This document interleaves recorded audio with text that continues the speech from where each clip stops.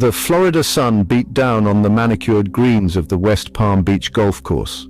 Former President Donald Trump, a familiar figure in this haven of leisure, was enjoying a round of golf. Unbeknownst to him, danger lurked in the shadows. A figure, later identified as Ryan Wesley Routh, was moving closer, his intentions sinister. In his hands he clutched a rifle, a symbol of the hate that had consumed him. The tranquility of the day was about to be shattered.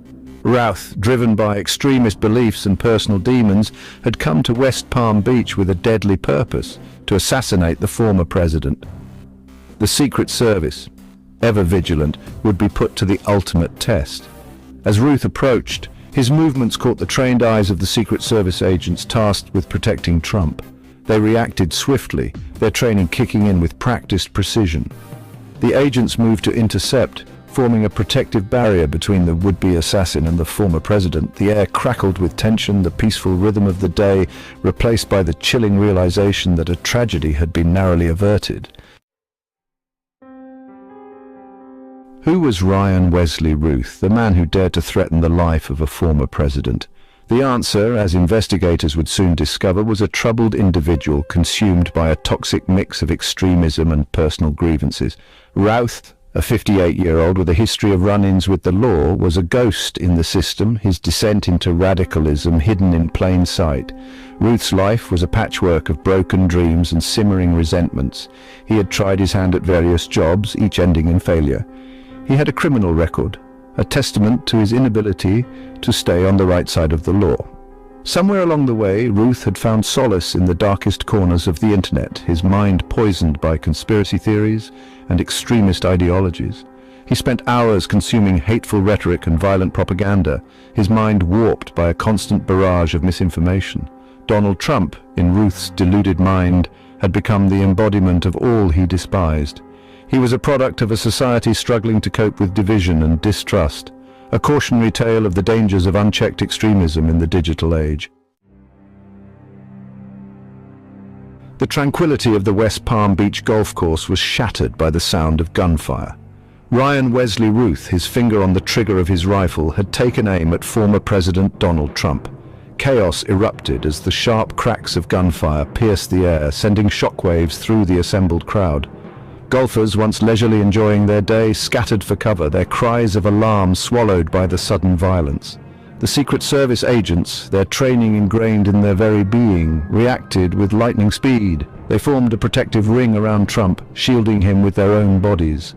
Time seemed to slow down as the agents, their faces etched with grim determination, advanced on Routh. Their weapons drawn, in a matter of seconds, Routh was subdued, his weapon wrestled from his grasp. The agents swiftly apprehended the would-be assassin, their training and professionalism preventing a potential national tragedy. The echoes of gunfire lingered in the air, a stark reminder of how close America had come to losing another leader to violence.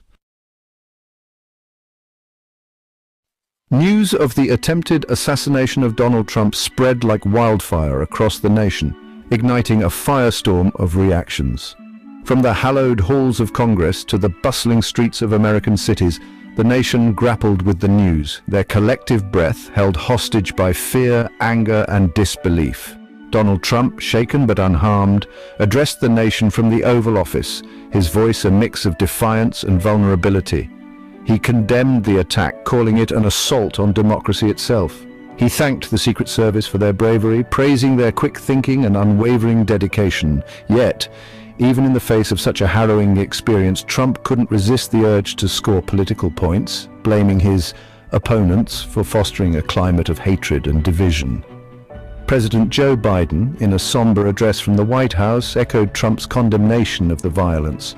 He called for unity and healing, urging Americans to reject the politics of anger and fear. The attempted assassination of Donald Trump laid bare the deep fissures that ran through American society. It was a stark reminder that words had power and that the language of hatred and division could have deadly consequences.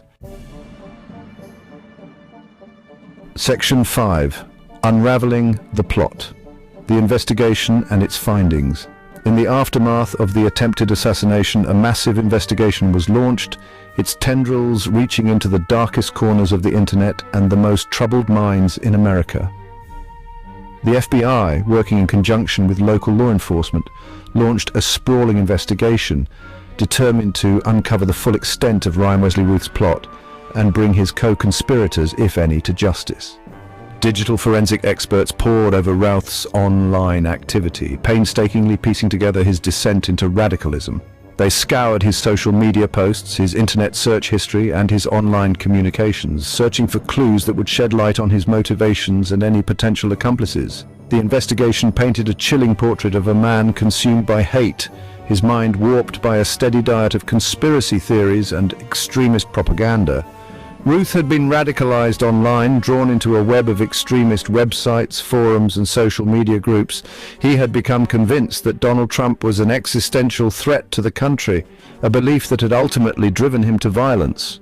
The attempted assassination of Donald Trump was a stark reminder of the dangers of online radicalization. Section 6, Fanning the Flames: How Political Rhetoric Fuels Violence.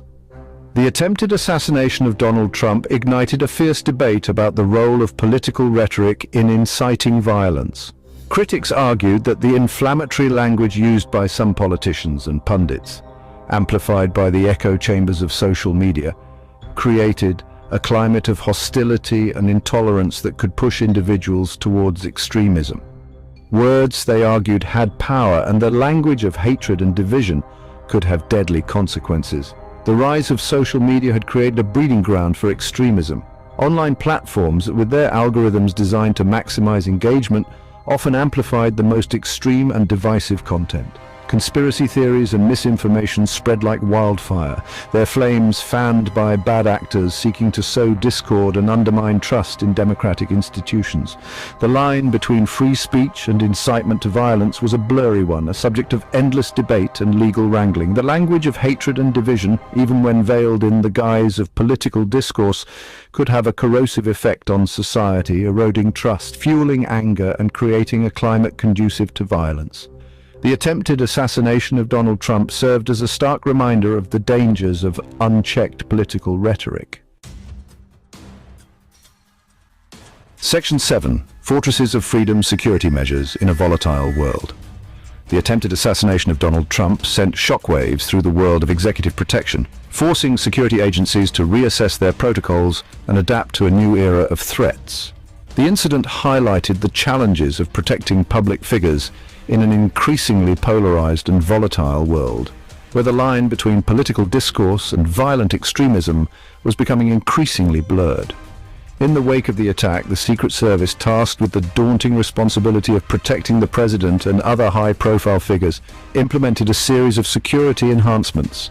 Background checks were intensified, security perimeters were expanded, and surveillance technologies were upgraded. The Secret Service, once content to operate largely in the shadows, adopted a more visible presence, a constant reminder of the very real dangers faced by those in positions of power. The attempted assassination also spurred a broader conversation about the balance between security and freedom.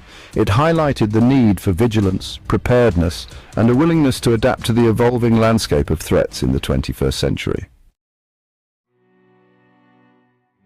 Section 8. A Nation Divided: Political Violence and the American Fabric.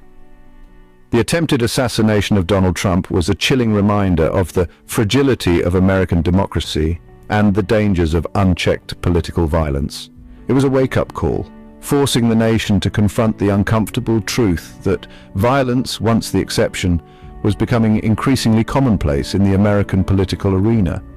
The roots of political violence in America ran deep, nourished by a toxic brew of historical grievances, social and economic disparities, and a political system increasingly characterized by hyperpartisanship and gridlock.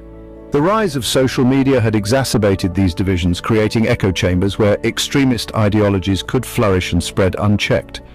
The attempted assassination of Donald Trump was a symptom of a deeper malaise afflicting American society, a crisis of faith in democratic institutions, and a growing acceptance of violence as a legitimate form of political expression.